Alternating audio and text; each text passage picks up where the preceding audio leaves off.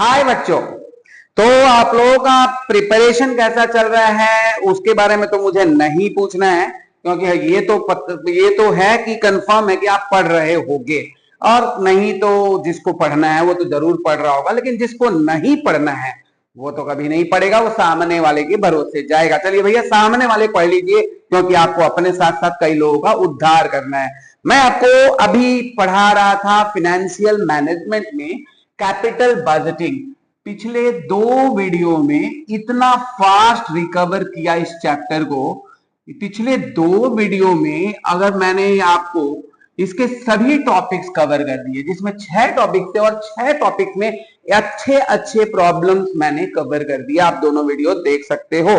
हाँ, देख रहे हो कि नहीं देख रहे हो मैं ये भी नहीं देख रहा हूं, बट मैं अपना काम कर रहा हूं और आपसे ये भी रिक्वेस्ट नहीं कर रहा हूं कि आप उसे शेयर करिए और अपने फ्रेंड्स में बताइए। लेकिन आपके भलाई के लिए अगर आपके पास ये पहुंच रहा है, ये दिव्य वीडियो अगर आपके पास पहुंच रहा है, तो आपके एग्जाम के प्रिपरेशन के लिए शायद मार्केट में सबसे ज्यादा हेल्पफुल है।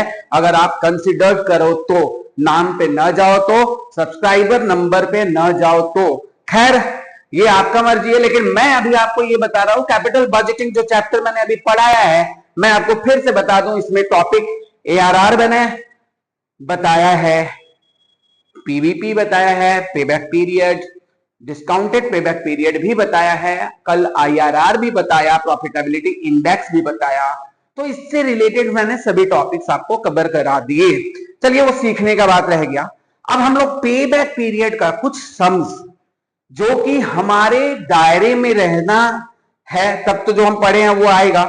लेकिन अगर हमारे दायरे में नहीं रहा तो कौन सा सम आएगा? सर देखिए, भकुआ जाते हैं बच्चे जब आप पेपर देखते हो और आपको पेपर में कुछ वैसा सम आ जाता है जो आप ऑनलाइन वीडियोस में या अपने क्लास में नहीं करके जाते हो, और वैसा सम आ गया तो आप भकुआ जाओगे, इधर उधर आप देखने लगोगे, भाई ये तो हमारे सर करवाए नहीं। पहला गाली तो उन्हीं सर को मिलता है कि भैया ये इतना चिल्ला चिल्ला के रात भर पढ़ाया, 6-6 घंटा 8-8 घंटा पढ़ाया, मैराथन इतना बड़ा बड़ा करवाया, और ये एक सम ये इसमें था ही नहीं।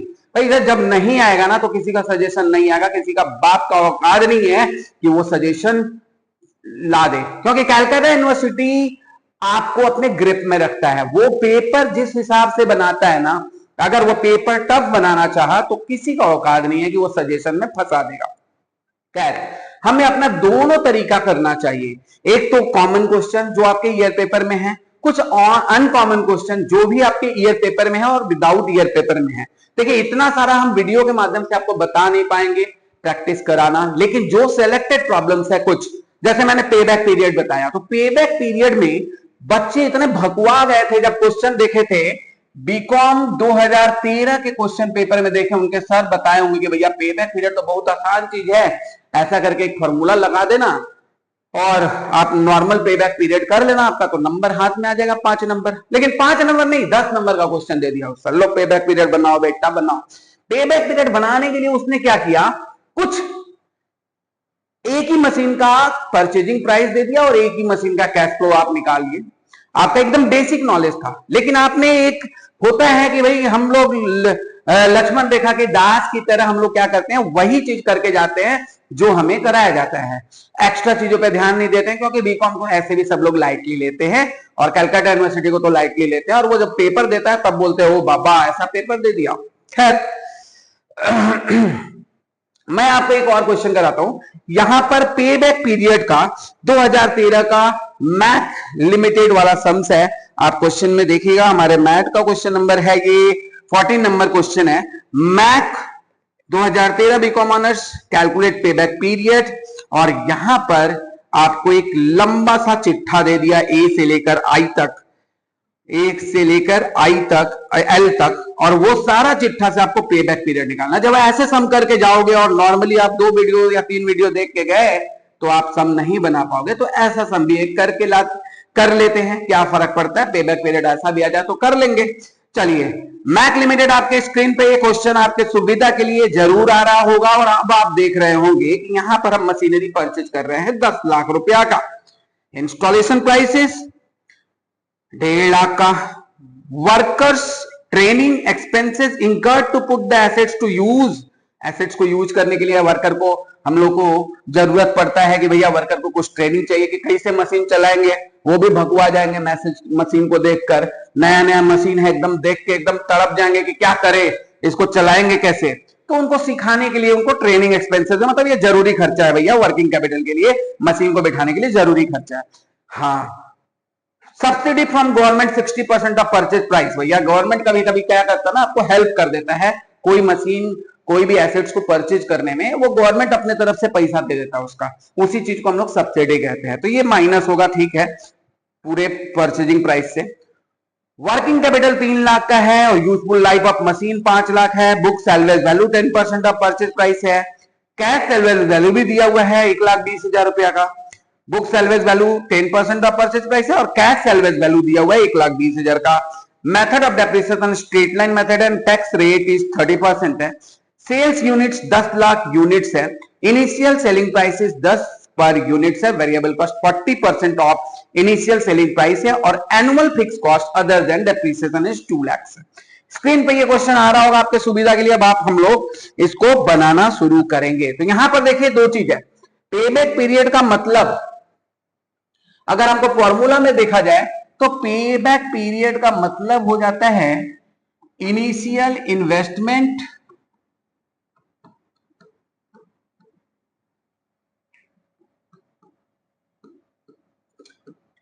Divided by annual cash flows.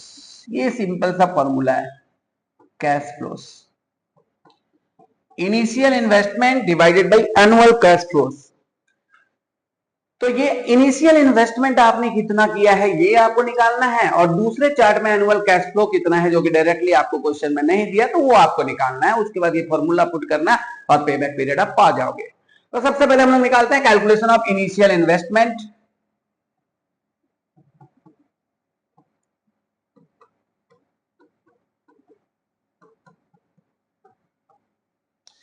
Initial investment और कैलकुलेशन ऑफ इनिशियल इन्वेस्टमेंट में आपको जाना है, यहां पर कॉस्ट ऑफ मशीन कितना दिया हुआ था, कॉस्ट ऑफ मशीन कितना में आप मशीन खरीदे थे, तो वो सबसे पहले आप लिख दोगे कि भाई इनिशियल इन्वेस्टमेंट में कॉस्ट ऑफ मशीन है आपका 10 लाख रुपया। तो कॉस्ट ऑफ मशीन है 10 लाख रुपया, यहां पे लिख दीजिए 10 लाख। अब कॉस्ट में इंस्टॉलेशन चार्जेस वगैरह कुछ है वो आप ऐड कर दीजिए, वर्कर ट्रेनिंग एक्सपेंसेस है वो ऐड कर दीजिए। तो यहां पे हम लोग ऐड कर देंगे इंस्टॉलेशन चार्जेस,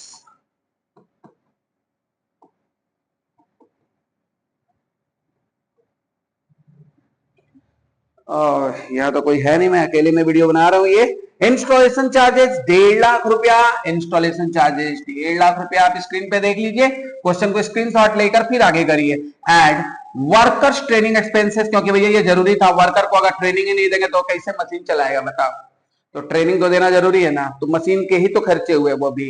हाँ, शुरुआत के वर्किंग कैपिटल हो गए। तो वर्कर्स ट्रेनिंग एक्सपेंसेस, ये रेवेन्यू नहीं है, ये भी कैपिटल एक्सपेंडिचर है। वर्कर ट्रेनिंग एक्सपेंसेस आपका कितना था, 50,000, 50,000, ये 50,000 हो गया। और इसके बाद वर्किंग कैपिटल भी लगा है 3 लाख रुपया का, तो ऐड वो भी कर देंगे, ऐड वर्किंग कैपिटल। खर्चा होता है वर्किंग कैपिटल भी 3 लाख रुपया का उस मशीन में खर्चा हो गया है, ये सबको ऐड कर देंगे। तो ये आपका इनिशियल आउटले हो जाएगा 10 लाख, 1.5 लाख, 12 लाख, 3 लाख, 15 लाख। ये 15 लाख का आपका ग्रॉस परचेज अमाउंट है। ग्रॉस परचेज अमाउंट इसलिए कह रहे हैं कि भैया सरकार भी मदद करने वाला है आपको इस परचेज में, तो ये ग्रॉस परचेज है मशीन का इनिशियल आउटले का। सरकार अपनी तरफ से 6 लाख रुपया दे रहा है, मदद कर रहा है सरकार इसके लिए। तो इसमें हम लोग लेस करेंगे क्या, सब्सिडीज फ्रॉम गवर्नमेंट। सब्सिडीज कितना मिलता है, तो सब्सिडीज फ्रॉम गवर्नमेंट कितना मिलता है, तो सब्सिडीज फ्रॉम गवर्नमेंट मिलता है 6 लाख का। तो 6 लाख का सब्सिडीज फ्रॉम गवर्नमेंट मिल गया। अब आपका नेट कैश फ्लो जो देखा गया वो हो गया 9 लाख का। ये क्या हो गया, net cash flow, net cash investment, initial outlay भी बोल सकते हैं, इनिशियल इन्वेस्टमेंट भी बोल सकते हैं, क्योंकि फॉर्मूला में हमारे पास आप देख सकते हो, फॉर्मूला में लिखा हुआ है initial investment by annual cash flow. तो ये हमारा निकल गया क्या, इनिशियल इन्वेस्टमेंट। नहीं बनेगा, सम्स बहुत आसान रहेगा, लेकिन जब आप अपने फॉर्मेट में नहीं पाओगे फाइनेंशियल मैनेजमेंट के सम्स, अपने रेंज में नहीं पाओगे, तो वो आपको टफ लगने वाला है कंफर्म।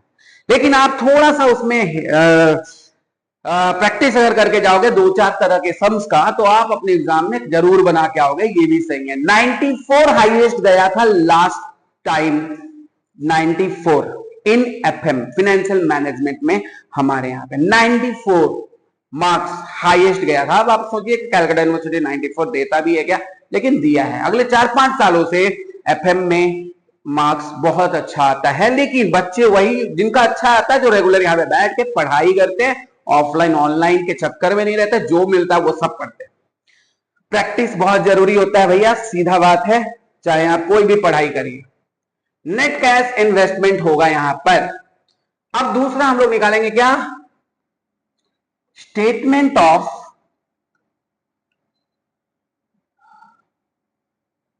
Cash inflows. सिर्फ 20 ही दिन तो पढ़ना है, चिंता का बात नहीं है। 20 दिन पढ़ना है, चिंता ज्यादा करना नहीं है। जो सम बताया जा रहा है वो आप करके जाइए, इससे भी तो आपको मिल जाएगा 60 नंबर। जो सम बताया जा रहा है आपको देखिए, फॉलो करना शुरू कर दीजिए। 3 दिन से आपको ये चीज करवा रहे हैं, वीडियो देखना शुरू कर दीजिए और देखिए आपका कंप्लीट कैसे होता है एफएम मात्र 10 दिनों में। ठीक है, हालांकि एफएम के एग्जाम में भी बहुत छुट्टी है, उस समय भी हम लोग करेंगे, क्या बोलते हैं वो, मैराथन वगैरह, वो अलग का बात है। लेकिन स्टेटमेंट ऑफ कैश इनफ्लोज अब कर रहे हैं। स्टेटमेंट ऑफ कैश इनफ्लोज में यहां पर आप देखिए सेल से स्टार्ट होगा, क्योंकि यहां पर हमको डायरेक्ट नहीं दिया हुआ है प्रॉफिट, तो चालू करते हैं किससे, सेल से। तो लिखेंगे सबसे पहले सेल्स। यूनिट्स कितना था, 10,000 यूनिट्स था, और एक यूनिट्स का सेलिंग प्राइस कितना था, 10 रुपया करके सेलिंग प्राइस था।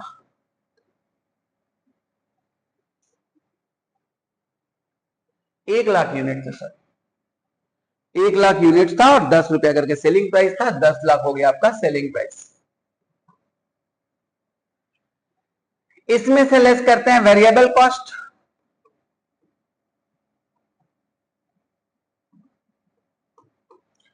वेरिएबल कॉस्ट में 40% ऑफ द सेलिंग प्राइस बोला है, एट द रेट ऑफ 40% आपका वेरिएबल कॉस्ट हो जाएगा, तो इसका 4 लाख रुपया आपका वेरिएबल कॉस्ट हो गया। हमें पता है इसके बाद मिलता है जो उसको कंट्रीब्यूशन कहते हैं, तो हम भी कह देते हैं यहाँ पे कंट्रीब्यूशन। थोड़ा सा ये वाला सम जो है ना, वो थोड़ा सा आपका लीवरेज में भी जाएगा, तो कंट्रीब्यूशन हो गया। इससे हम लोग लेस कर देंगे फिक्स चार्जेस या फिक्स कॉस्ट। देखिए, एक तो उसका एनुअल फिक्स कॉस्ट अलग से दिया हुआ है, other than depreciation. Annual fix cost 2 lakh रुपया नीचे दिया हुआ है। देखिए, अदर देन डेप्रिसिएशन के लिए 2 लाख का फिक्स कॉस्ट है, और डेप्रिसिएशन बोला है।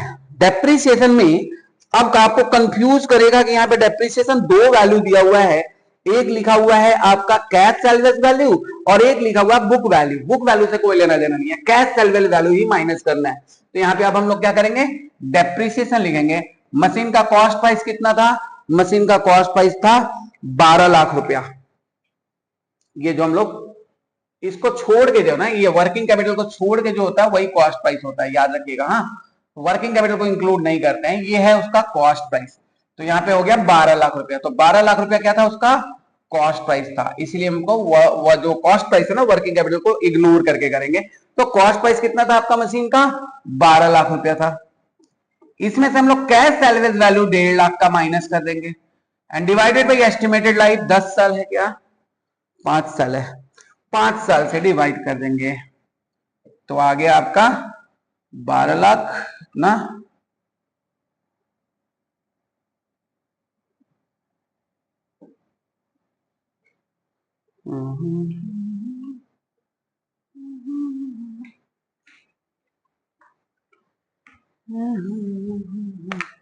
बारह लाख माइनस 1.5 लाख, 10 लाख 50 हजार, 10 लाख 50 हजार,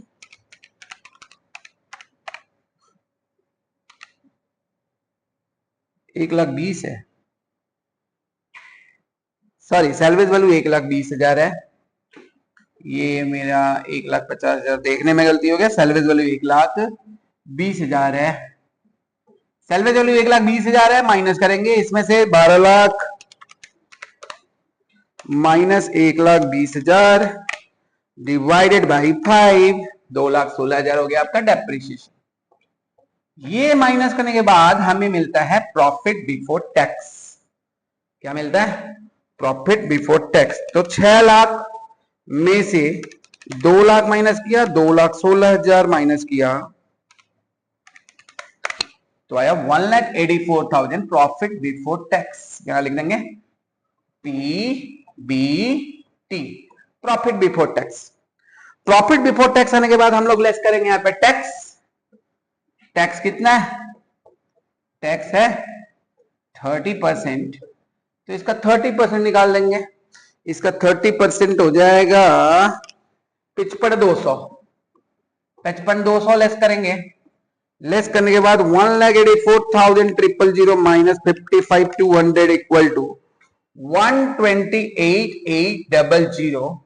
ये आ गया आपका पैट, प्रॉफिट आफ्टर टैक्स। और हमको पता है कैश इनफ्लोज करने के लिए आपको पैट में ऐड करना होता है डेप्पू भैया, डेप्पू। तो डेप्पू को ऐड कर देंगे, जो डेप्रिसिएशन है उसको क्या कर देंगे? ऐड कर देंगे, तभी जाकर आपको कैश इनफ्लोज मिलेगा। और डेप्पू हम लोग कितना निकाले थे? 2,16,000 का डेप्पू निकाले थे, मतलब डेप्रिसिएशन निकाले थे। निकाल देने के बाद प्लस 2,16,000 और ऐड कर देंगे तो 3,44,800 इज योर कैश इनफ्लोज। तो दो चीज निकालना था, दो चीज निकाल लिए। अब हम लोग क्या निकाल लेंगे? जो तुम्हारा सवाल था वो अब मेरा जवाब आपके लिए तैयार है। क्या है सवाल? पे बैक पीरियड। अब हम सीयू बताते हैं तुमको पे बैक पीरियड कितना होता है। तो हम जवाब बहुत जल्द देंगे। फॉर्मूला क्या है? इनिशियल इन्वेस्टमेंट बाय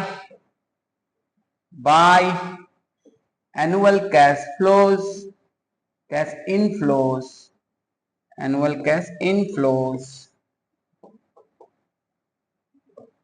अब हम लोग जवाब दे दिए।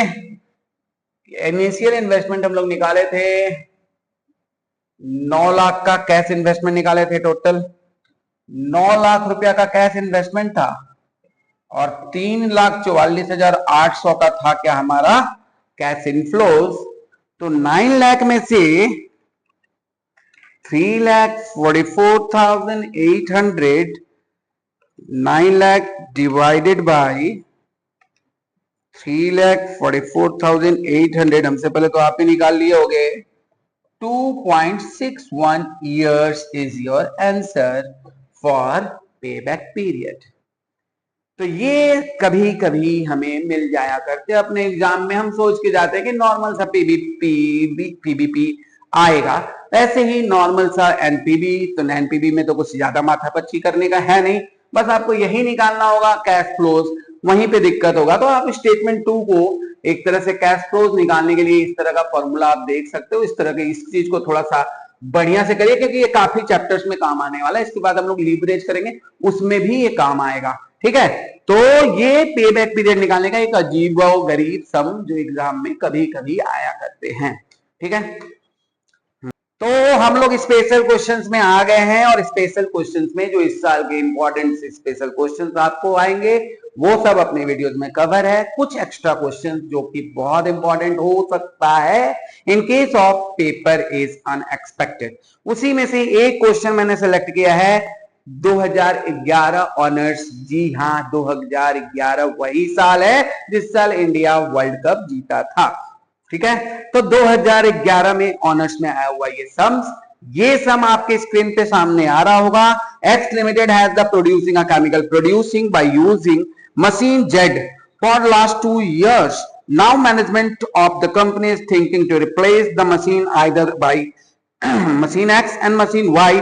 आपके सुविधा के लिए क्वेश्चन स्क्रीन पे आ रहा है, आप उससे पहले ध्यान से देखिए, मैं इसको समझा भी रहा हूं और आप स्क्रीन को ध्यान से देखिए और हो सके तो एक स्क्रीनशॉट ले लीजिए। यहां पर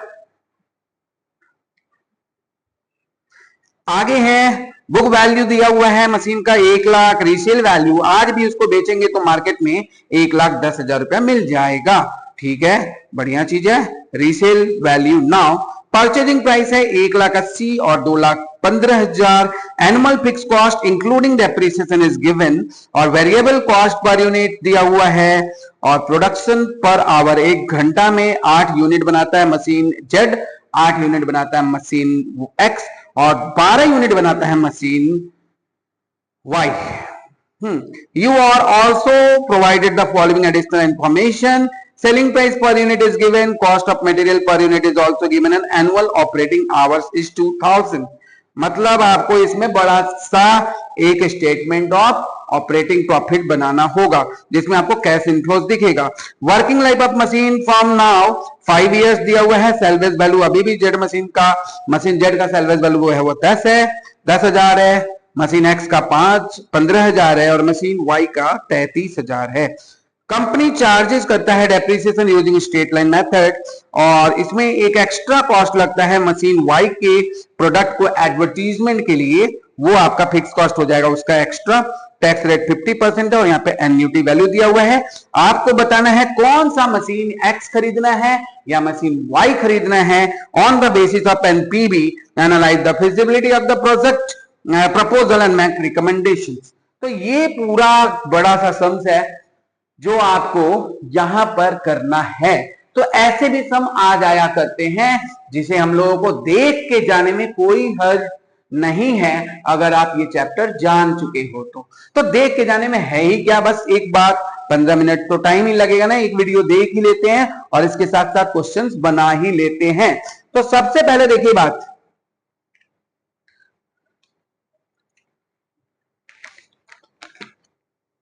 स्टेटमेंट ऑफ कैश इनफ्लोज कर लेते हैं हम लोग। Statement of cash inflows per year, जो कि हम लोग को statement of cash inflows per year आगे हम लोग करेंगे। स्टेटमेंट ऑफ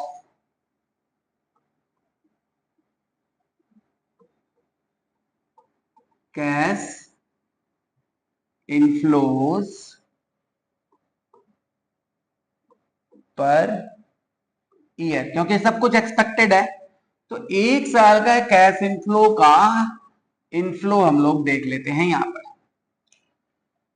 हाँ, मशीन एक्स भी लेना है, मशीन वाई भी कंसिडर करना है और मशीन जेड भी कंसिडर करना है। फिलहाल वो मशीन यूज करता है मशीन जेड, तो पहला जो कॉलम होगा वो मशीन जेड का होगा।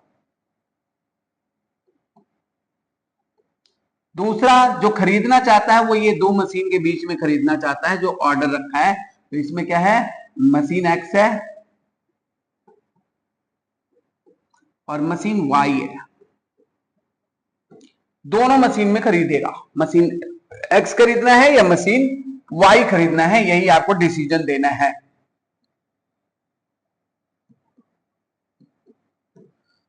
तो यहां पर चालू करेंगे सबसे पहले एनुअल प्रोडक्शन। एनुअल प्रोडक्शन देखो कैसे निकलेगा, यहां पर ऑपरेटिंग आवर टोटल कितना है वो लिखा हुआ है क्वेश्चन में, कितना घंटा पूरा काम होता है एक साल में। ऑपरेटिंग आवर,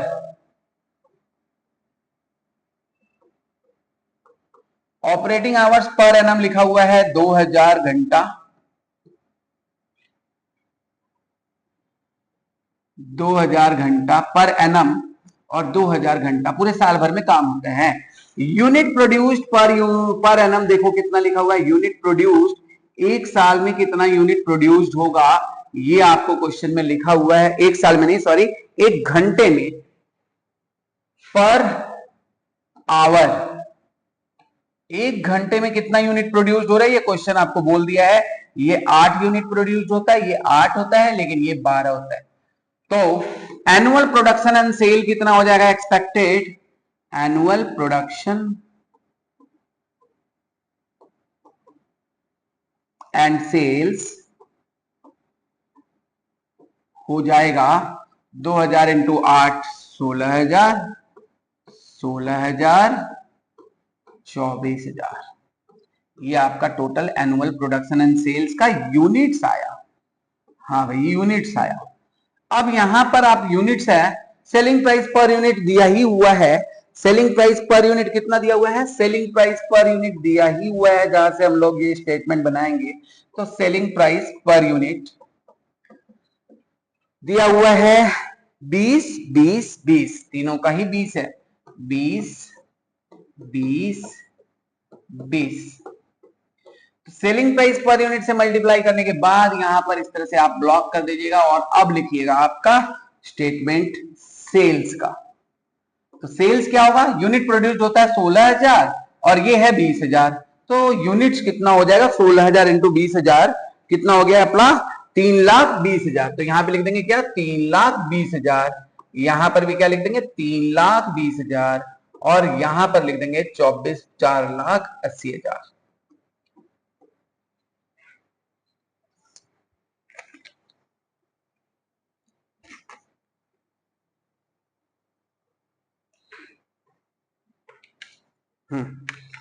अब हम लोग करेंगे क्या?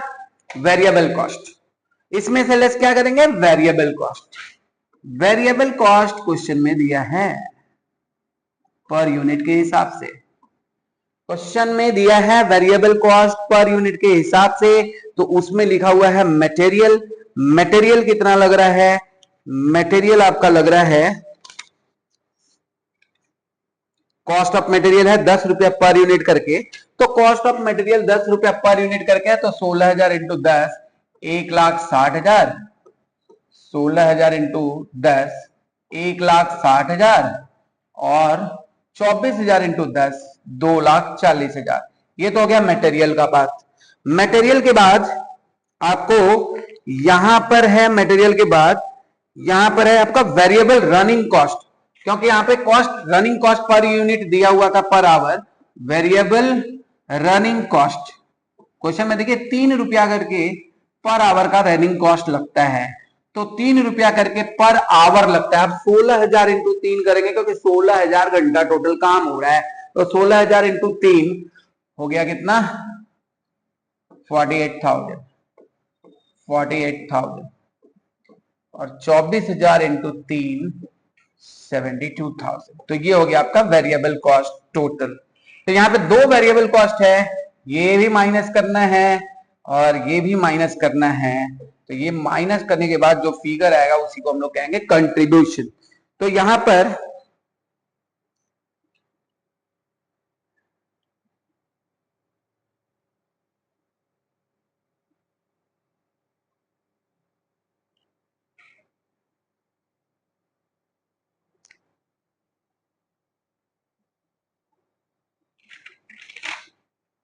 सॉरी, वेरिएबल रनिंग कॉस्ट हमारा अलग अलग था, मैंने सबको 3 रुपया से मल्टीप्लाई कर दिया।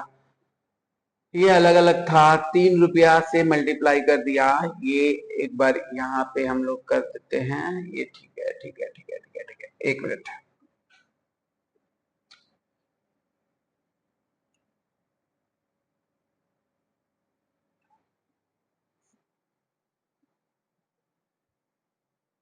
पर यूनिट करके दिया हुआ है, चलिए ठीक है। तो 16,000 इंटू 3 48,000, ये तो सही था। इसका होगा 16,000 इंटू 1.5 रुपया करके, शायद 16,000 इंटू 1.5 रुपया करके। तो 16,000 इंटू 1.5 रुपया करके कितना हो जाएगा आपका? 16,000 इंटू 1.5 24,000 रुपया ब्रैकेट में। और इसका है कितना रुपया? इसका है आपका 16,000 इंटू 2.5। 16,000 नहीं, 24,000 इंटू 2.5, तो इसका हो गया 60,000। ठीक है, ये हो गया 60,000। इसमें से माइनस करिए, 3,20,000 है, माइनस 1,60,000 माइनस 48,000 हो गया 1,12,000। ये कितना है आपका? 3,20,000 है, माइनस 1,60,000 माइनस 24,000, ये हो गया 1,36,000 मशीन एक्स का। और ये हो गया 4,80,000 माइनस 2,40,000 माइनस 60,000, इसका वैल्यू हो गया 1,80,000। तो आप देख रहे हो यहां पे क्या आ जा गया, कंट्रीब्यूशन, वही सेम चीज है, कंट्रीब्यूशन। कंट्रीब्यूशन के बाद हम लोग यहां पे लेस करेंगे क्या, अब हम लोग लेस करेंगे फिक्स कॉस्ट। तो फिक्स कॉस्ट यहां पर दिया हुआ है including depreciation, including depreciation fix cost is given. कितना इंक्लूडिंग डेप्रिसिएशन फिक्स कॉस्ट कितना दिया हुआ है, इंक्लूडिंग डेप्रिसिएशन फिक्स कॉस्ट दिया हुआ है 92,000।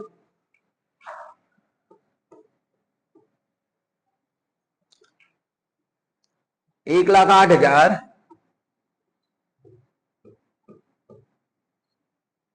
1,32,000। और यहां पर एक और पॉइंट मिला हुआ है, 8,000 रुपया एक्स्ट्रा खर्चा लगता है प्रोडक्ट ऑफ जेड का सेल आउट करने में, एडवर्टीजमेंट करने में। तो यहां पे लिखे advertisement cost for product Z, advertisement cost for sale करने के लिए हम लोग को एडवर्टीजमेंट कॉस्ट देना होता है, वो सिर्फ प्रोडक्ट जेड के लिए देना पड़ेगा 8,000 रुपए एक्स्ट्रा। तो अभी हमारा कितना हुआ देख लो, 1,12,000 रुपया में से 92,000 माइनस कर दिए, तो 1,12,000 में से 92 माइनस कर दिए, तो यहाँ पे हो गया 20,000। ये 20,000 क्या हो गया भैया, ये 20,000 हो गया ईबीटी। अब आई का तो बात मत करना, आई यहाँ पे है ही नहीं, आई को हटा दो, आई है नहीं मतलब इंटरेस्ट नहीं है, तो ईबीटी मिल गया। कितना मिल गया ईबीटी, तो ईबीटी मिल गया कितना 20,000। 1,36,000 में से इसको माइनस कर दो, 1,36,000 माइनस 108,000 28,000, और 1,80,000 में से 132,000 माइनस 8,000 कर देंगे तो 40,000। अब इसमें से क्या लेस कर देना है, तो इसमें से लेस कर देना है क्या, इसमें से लेस कर देना है टैक्स। टैक्स का रेट कितना दिया भैया, टैक्स का रेट है 50%। अच्छा है 50% टैक्स है, 10,000 आधा आधा कर देते हैं, 14,000 और 20,000। तो 50% टैक्स दे दिया है। अब माइनस करने के बाद ये कितना बचा, 10,000, ये 14,000 और ये 20,000, और ये क्या आ गया भाई, भैया हम लोग का मिल गया PAT, profit after tax. Profit after tax हम लोगों का मंजिल नहीं है, हम लोग का मंजिल तो यहां पर है कैश इनफ्लोज, और हम लोगों को पता है कैश इनफ्लोज कैसे निकलता है, कैश इनफ्लोज निकलता है डेप्रिसिएशन वापस से ऐड करने के लिए। लेकिन इस क्वेश्चन में यही चीज था, डेप्रिसिएशन डायरेक्टली नहीं दिया हुआ है, आपको लिखा गया है वेरिएबल कॉस्ट, जो फिक्स कॉस्ट था वो इंक्लूडिंग डेप्रिसिएशन, तो डेप्रिसिएशन देता भी कहां है, हम लोग निकाल लेते हैं। यहाँ पे हम डेप्रिसिएशन ऐड कर देंगे, क्या कर देंगे, ऐड कर देंगे डेप्रिसिएशन। अभी बताइए मशीन ए का कॉस्ट क्या था, मशीन ए का कॉस्ट क्या था, डेप्रिसिएशन उसका निकाल लेते हैं। डेप्रिसिएशन फॉर मशीन जेड का पहले निकाल लेते हैं। मशीन जेड का 1,00,000 कॉस्ट था, 10,000 रुपए स्क्रैप वैल्यू था, 1,00,000 माइनस 10,000 डिवाइडेड बाई 5 साल है क्या, 90,000 18,000 डेप्रिसिएशन इसका हो गया मशीन जेड का। मशीन एक्स का बोलिए, मशीन एक्स का कॉस्ट प्राइस था,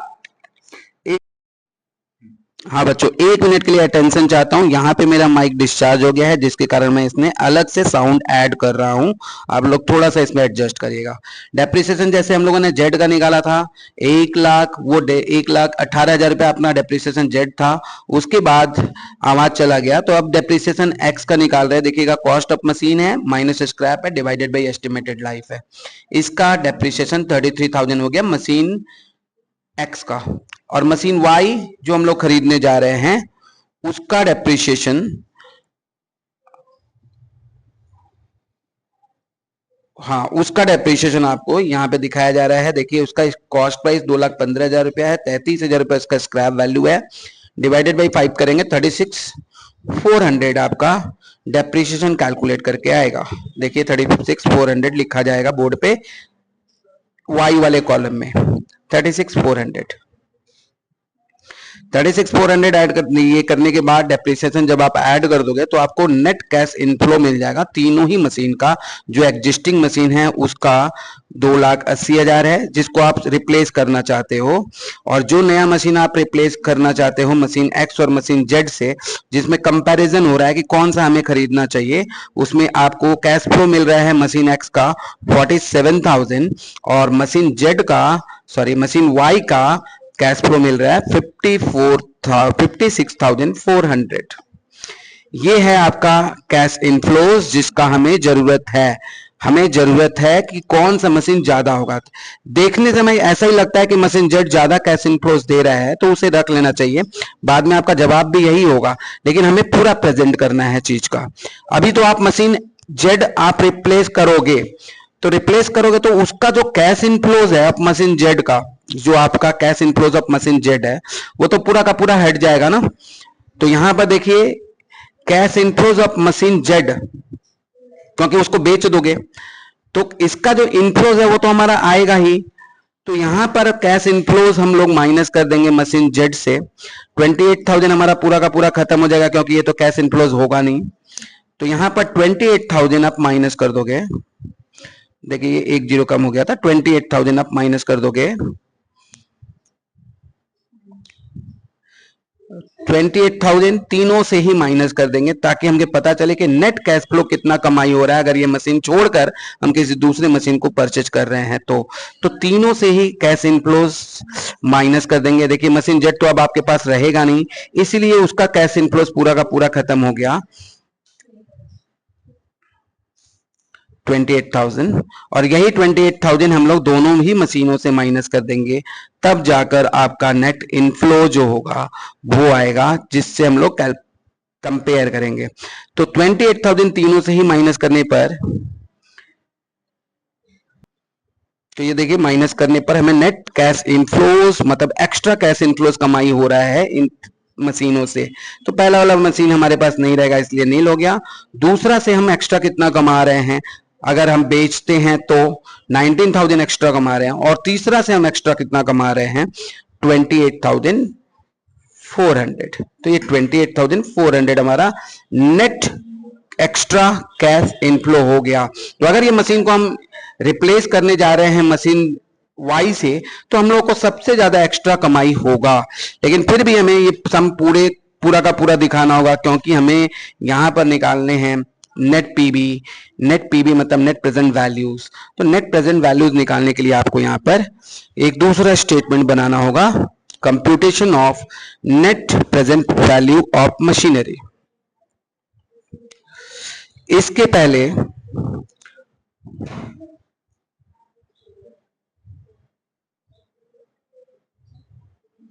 तो कैलकुलेशन ऑफ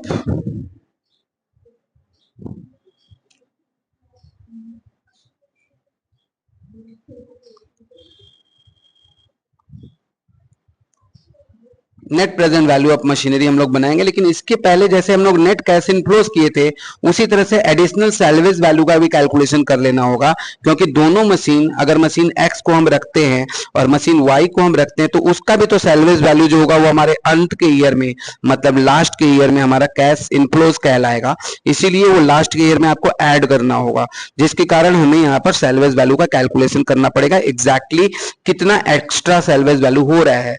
तो इस 15,000 के सैलवेज वैल्यू से मशीन जेड का सैलवेज वैल्यू 10,000 रुपया माइनस करना है, मशीन जेड का सैलवेज वैल्यू 10,000 माइनस करना है,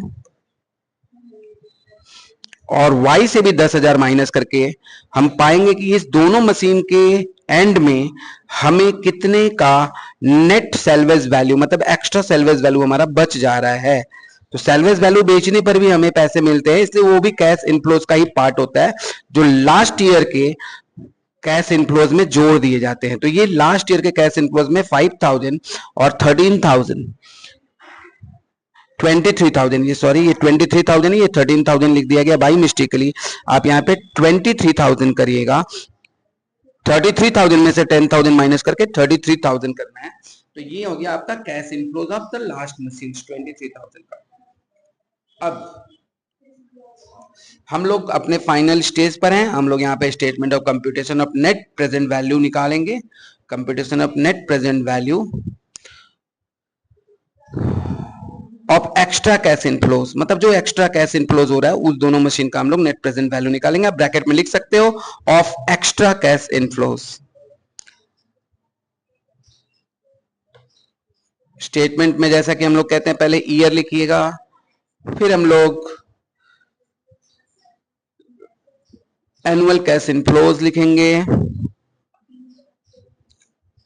फिर हम लोग प्रेजेंट वैल्यू लिखेंगे, मतलब डिस्काउंटिंग फैक्टर एट 10%, और फिर हम लोग प्रेजेंट वैल्यू लिखेंगे और फिर हम लोग मल्टीप्लाई करेंगे प्रेजेंट वैल्यू करने के बाद यहाँ पे दो मशीन है इसलिए दोनों मशीन का हम एक और दो एक्स्ट्रा कॉलम बना देते हैं, और मशीन यहाँ से यहाँ तक जो हो गया वो एक्स मशीन का हो गया, और इसके बाद वाला जो मशीन है वो वाई मशीन का हो जाएगा, मशीन वाई का।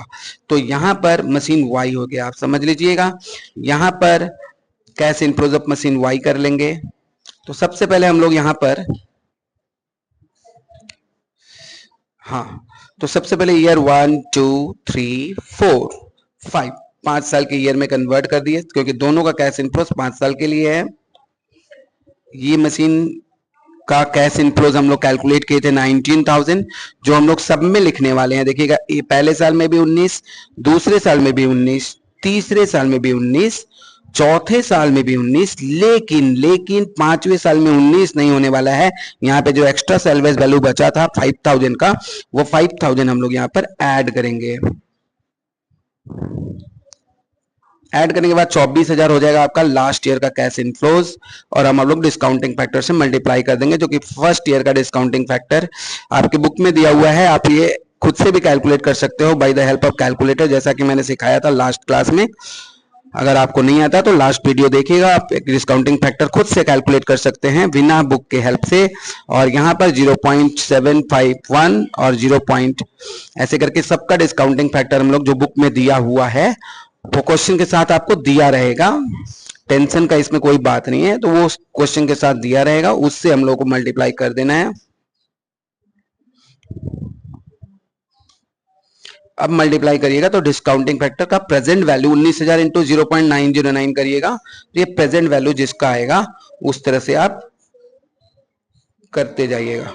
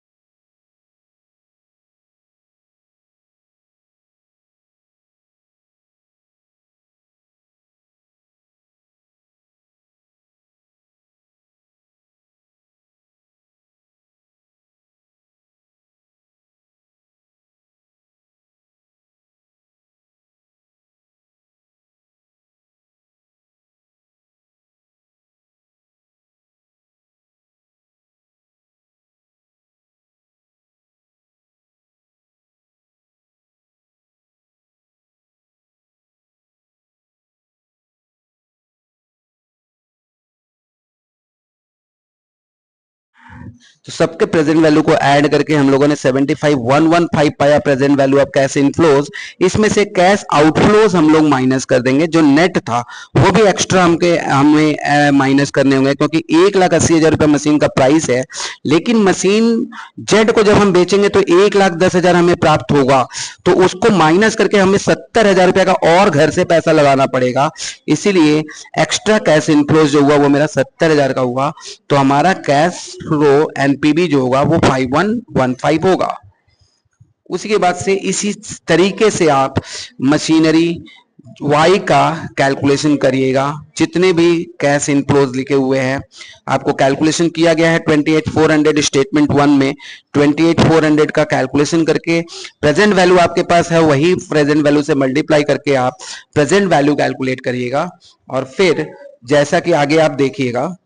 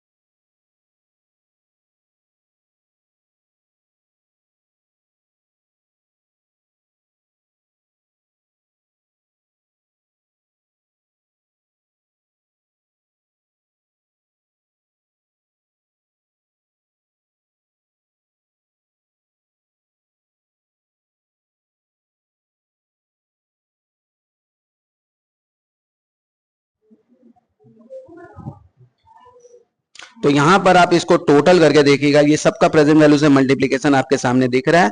टोटल करके देखिएगा तो इसका कैश इनफ्लोज जो हो रहा है 121,918 हो जा रहा है। ठीक है, 121,918 हो जा रहा है। तो यहां पर 121,918 के बाद आपको एक्स्ट्रा कैश वैल्यूज जो आपका आउटफ्लोज हुआ था, जैसा कि हम लोग जानते हैं इस मशीन का 2,10,000 मशीन का प्राइस है, 2,15,000, जिसमें से 1,10,000 रुपए हमें मशीन जेड को बेचकर प्राप्त हो जाएगा। तो एग्जैक्टली हमारे पॉकेट से जाएगा 1,05,000 रुपया, जो कि मेरा कैश आउटफ्लोज हुआ। उसको माइनस करने के बाद आपके पास जो एडिशनल कैश इनफ्लोज है वो है 16,918, जो आपकी स्क्रीन पे अभी आएगा 16,918। अब ये 16,918 नेट प्रेजेंट वैल्यू हुआ मशीन वाई का। तो जैसा कि हम लोग देख पा रहे हैं यहाँ पे मशीन एक्स का नेट प्रेजेंट वैल्यू 5115 हो रहा है, लेकिन मशीन वाई का नेट प्रेजेंट वैल्यू 16,918 हो रहा है। तो जैसे कि हम लोग जानते हैं नेट प्रेजेंट वैल्यू में जिसका एनपीवी ज्यादा होता है उसी को हम लोग प्रेफर करते हैं परचेज करने के लिए। तो बच्चों यहाँ पे हम लोग एक कमेंट भी पास करेंगे, नीचे लिखेंगे कि machine Y is to be suggested to purchase as the net present value is higher than machine X। तो इसीलिए हम लोग मशीन Z को बेचकर मशीन Y खरीदना चाहिए, न कि मशीन X खरीदना चाहिए। तो इसको आप अच्छे खासे कमेंट में लिख दीजिएगा, ठीक है।